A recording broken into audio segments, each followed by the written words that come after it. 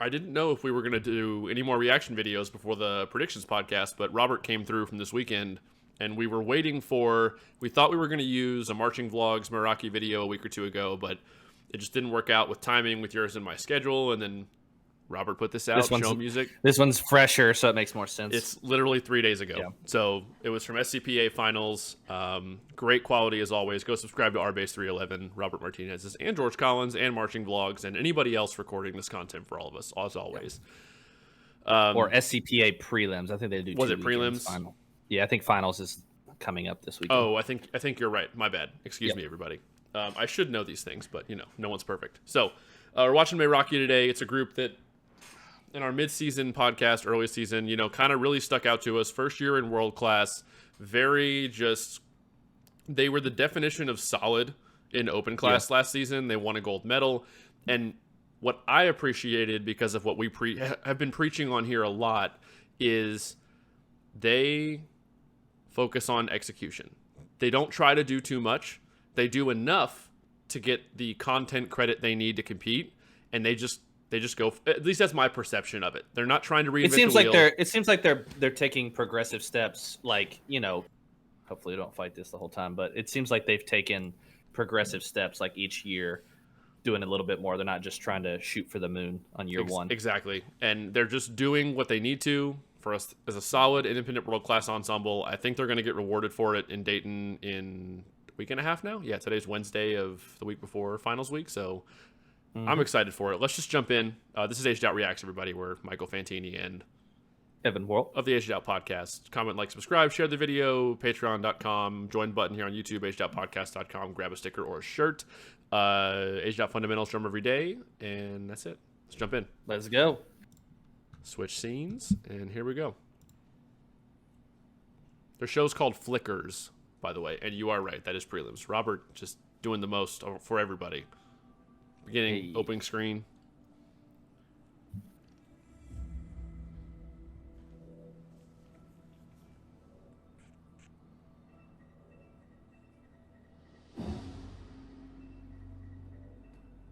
Hold. The background drumming. Yeah.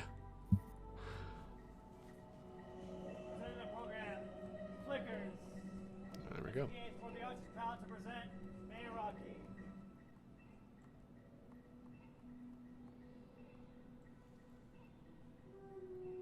Pulsing, getting the tempo here.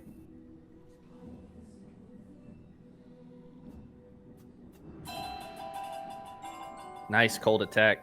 Very good. Great communication. Yeah. Across the entire front.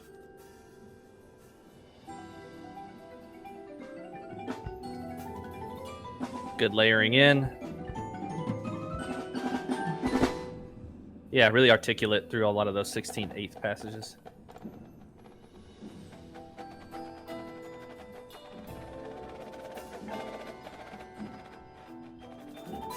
Good job.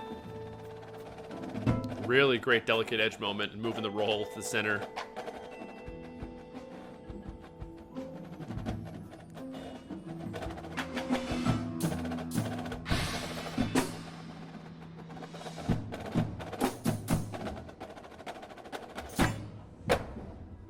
Phrase built well. They held onto it. Whole phrase. Great job by the snares.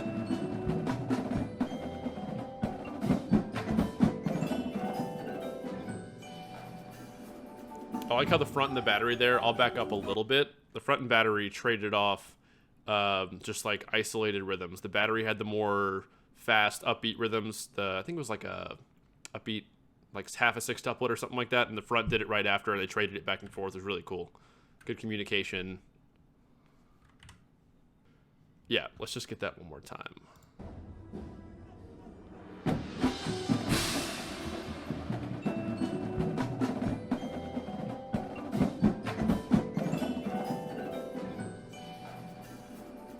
Yep.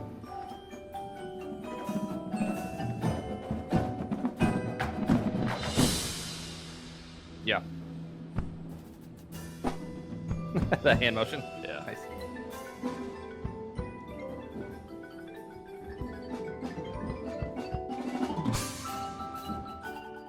The arranging and the execution is very clear. Just what they're doing. Mm-hmm.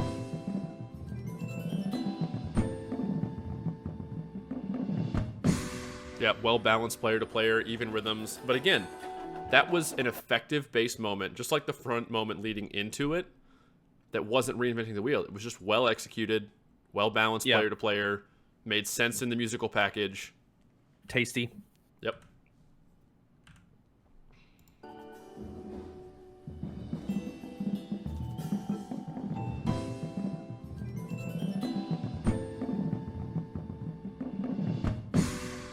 Nice.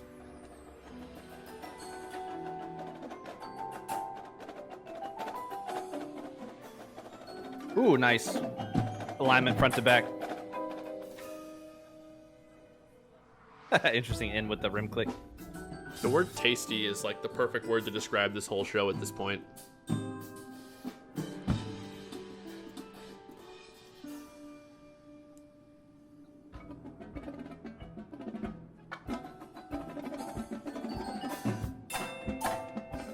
Great isolation. Yep. Those really condensed rhythms too.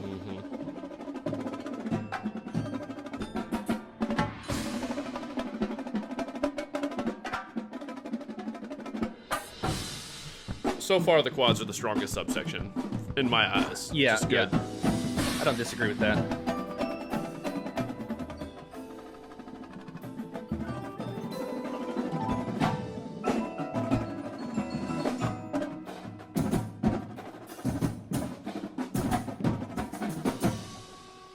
Good interplay between subsections of the battery in the front, and an ending unison of that phrase. It seems like things are really smart, smartly crafted. That like it's not anything forcing their hands beyond like what they would feel comfortable with executing like over and over again. The consistency.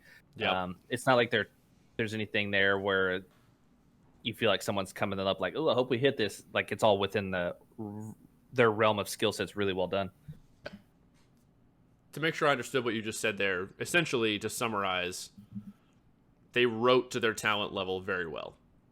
Yeah, that's is the way it comes off. No, I wanted to make sure I had understood what you said, and just, it was well said there. It's I could not agree more, honestly, because we've all seen groups, especially that recently moved to world class. They feel like they have to prove they deserve to be there, so they will just write and write and write, and you can like look at players' hands and be like, they're holding on for dear life right now. I don't know if this person can actually handle this. Even some established world groups year after year, like you see some people like, I don't know, they look like a deer in the headlights, like, ugh. A little bit.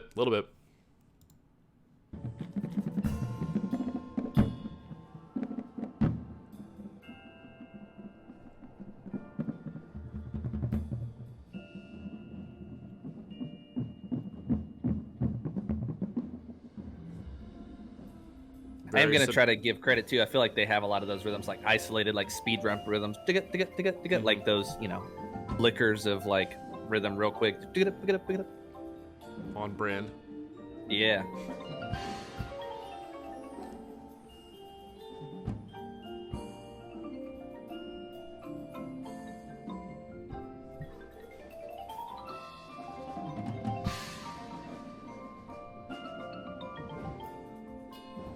I think they have that really unique, concert snare moment coming up.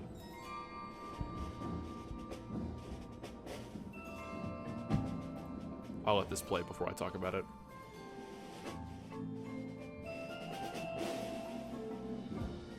Kind of a highlighted moment with the medals too. Splitting flame accents.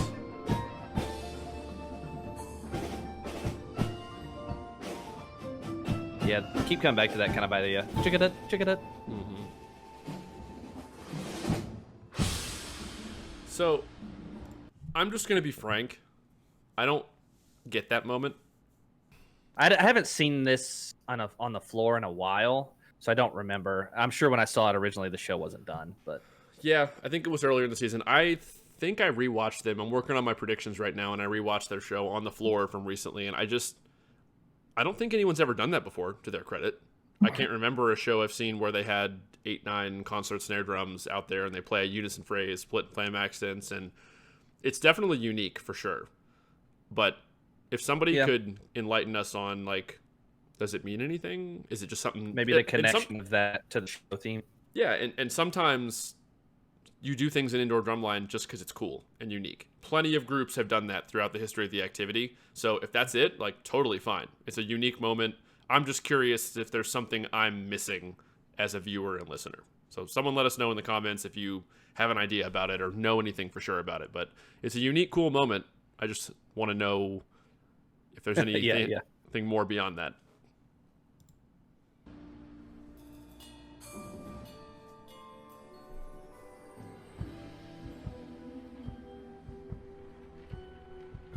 I do feel like so far, though, like from the dynamic range, I'm missing that part where we go to like the peak of the top of the mountain. Like, really... yeah, their valleys are very low. I'll give them credit for that. But yeah, I want up here.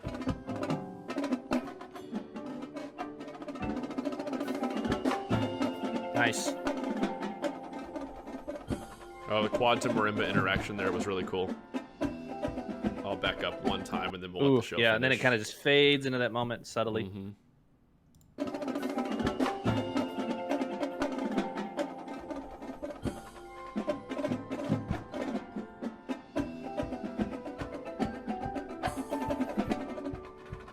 Subtle groove in there.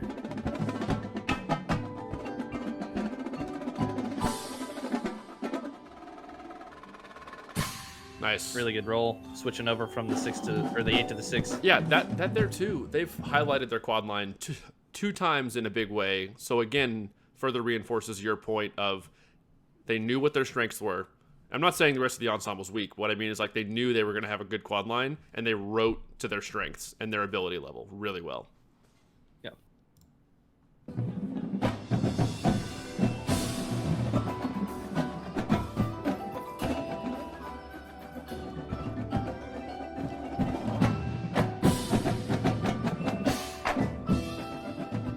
Here's kind of our biggest arrival point to date.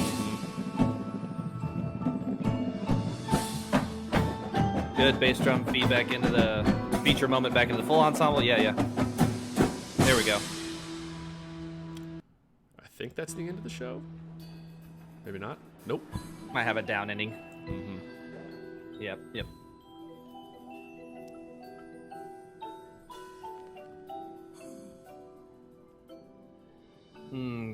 Good communication again to end.